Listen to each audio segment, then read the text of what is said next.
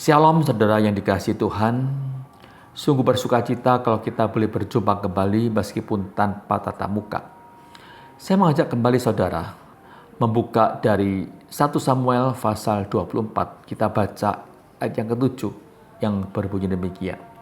Saya bacakan dari Alkitab terjemahan baru yang kedua. Daud berkata kepada orang-orangnya, "Kiranya Tuhan mencegah aku melakukan hal ini, melainkan tanganku melawan tuanku, orang yang diurapi Tuhan, sebab dialah orang yang diurapi Tuhan." Saudara, kemarahan Saul kepada Daud itu semakin memuncak, apalagi dia seringkali gagal dalam membunuh Daud. Kali ini dia akan membunuh Daud dengan mengajak 3.000 prajurit. Kita bisa bayangkan saudara, hanya membunuh seorang Daud, dia membawa 30.000 prajurit, sama seperti berperang dengan sebuah negara. Dalam kondisi seperti itu, ketika Daud tahu, Daud dan kelompoknya sangat terpojok sekali. Akhirnya mereka bersembunyi di sebuah gua.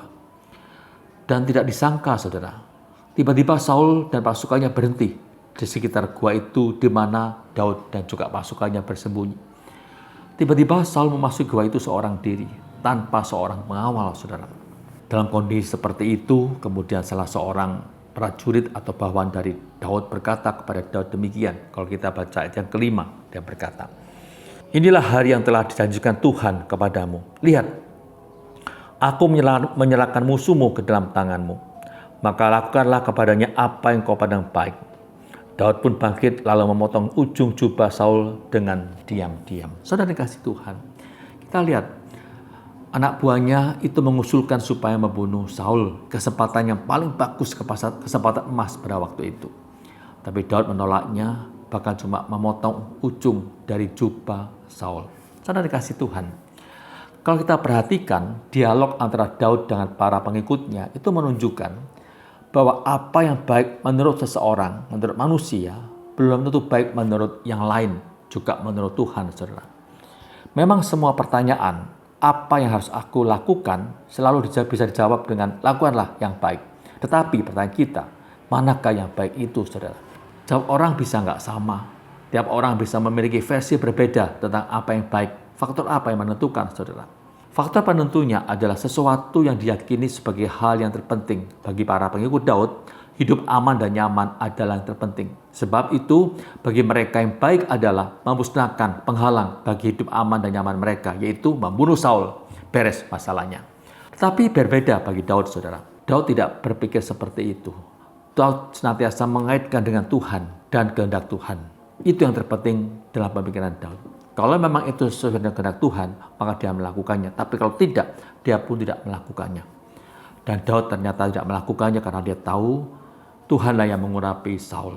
Hormat dan kasih Daud kepada Tuhan membuatnya menghormati dan mengasihi orang yang diurapi Tuhan, meskipun orang itu akan mencelakakan dia, akan membunuh dia.